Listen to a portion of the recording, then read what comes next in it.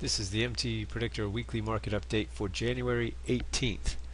So it's been quite a volatile week. It's actually been a volatile month, and I expect that will continue.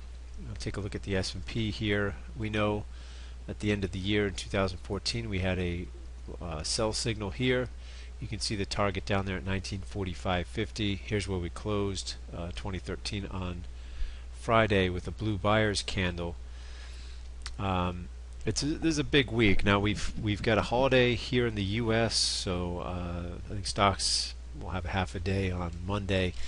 But Thursday you've got the European Central Bank may have their announcement on the quantitative easing. You know, they've experienced deflation there. They're going to try to print money to combat that.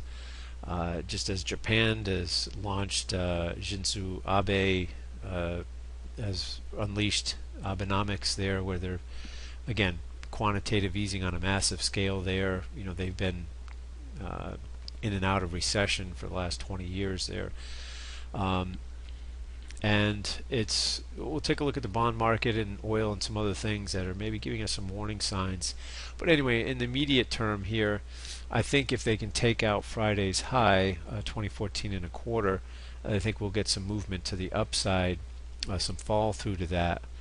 Again, if they take these levels out to the downside, then we may just head right for this target from here, in which case we anticipate we'll get some support at this level at 1945.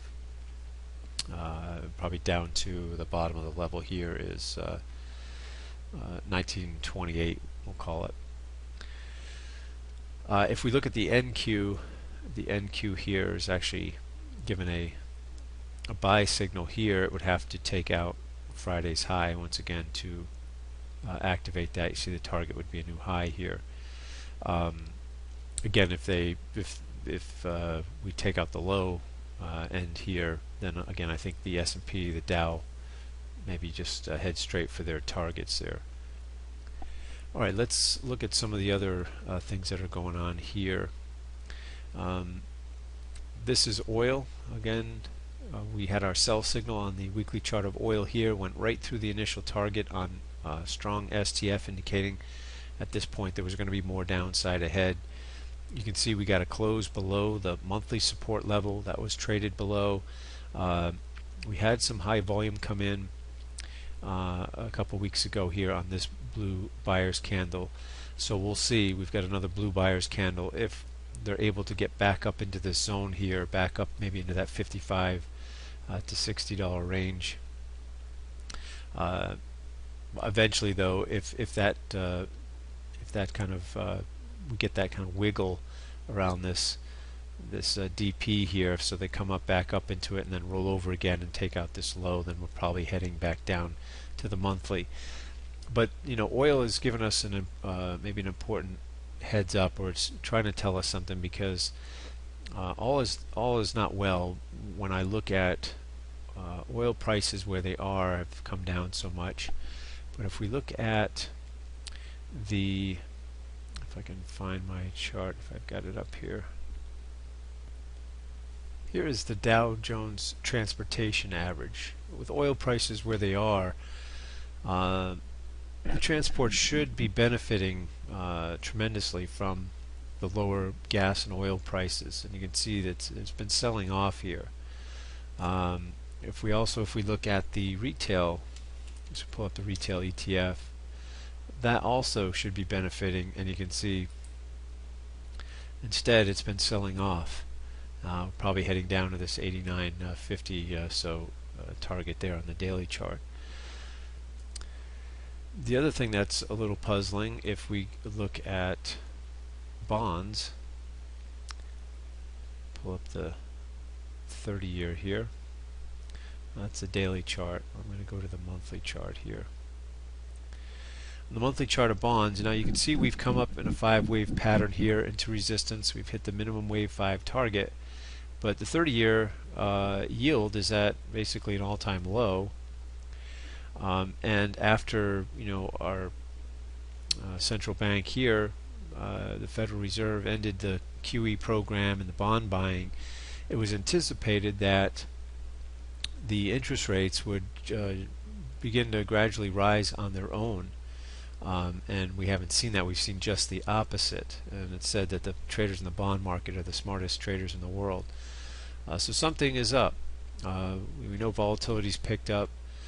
We know the problems in Europe. Like I said, they're going to maybe announce their QE on Thursday. They're experiencing deflation as Japan is. It's not just our bond market, but also Japanese and German 10-year yields are record lows, or getting near record lows. And 5 years on bonds issued by the Eurozone, like Finland, Switzerland, they're in basically a negative territory. So the bond market's telling us something, oil's telling us something. The transports are not confirming what oil is saying, nor is the retail sector. So to me, as more and more, it's looking like that QE here in the U.S. is going to be back on the table. I don't know that they're, to talk about raising interest rates here. I don't know that they're going to be able to do that. Instead, we may end up getting some more stimulus. So we'll see how this all plays out. We've already seen, we look at the Swiss franc and what happened there, where it was pegged to the euro, and they removed that peg, and you saw the spike up in the Swiss franc. But basically, they're doing that because they know that the European Central Bank is going to be trashing the euro, and so they took preventive measures before that came about. So, and what ramifications that will have. Greece on the 25th again is voting, and if the Liberal Party that's polling well gets elected, they've vowed to either renegotiate their debt or exit the euro. So that's going to weigh on the market, and that again, Europe Central Bank will be announcing Thursday, so watch for that. It's a holiday here in the U.S. on Monday, Martin Luther King Day. I think it's half day for stocks, but things should pick up, especially watch Thursday, because that's going to have that'll be a market mover, here in the U.S. as well. All right, we'll wrap up with take a look at gold and silver, and there's gold here. So on the monthly chart, again, gold had a nice 5-wave pattern down. You can see once we've gone 5 waves, the tendency is we get a correction back to this wave 4 DP. It's headed in that direction. I'm long gold there, silver, long silver as well. If we look, I'll go down to the weekly chart here. Basically the same picture with silver, though silver has lagged a bit. It's starting to pick up. But basically we went wave 4, we hit the wave 5 target, in fact hit the typical wave 5 target right there. Again, in that point we anticipate to get some a rally off of that level.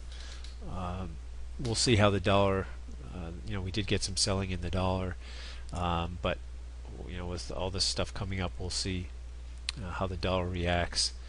We'll see if these can continue to get some fall through. Obviously they benefited on that Swiss franc move, kind of the safe haven play, if you will. And then finally I tried to short soybeans. Where's the daily chart here? Tried using the ETF for soybeans. I didn't get fit. It's not a very liquid ETF. I'm trying to use options there, and didn't get filled. But you can see this looks like we're going to reach that target, that 973.25 target there, and maybe even go through that target. Here's your next larger degree support from the weekly chart below 900. But that's one to watch as well. A lot of the softs have sold off, um, and this was kind of the last one to start rolling over. Didn't catch it, but I'll revisit it next week. Anyway, we'll wrap up here. Should be a big week. Again, watch Thursday, and then on the 25th, that Greek election should be market movers. So I wish you all a good holiday here in the U.S., and then we'll pick things back up next week.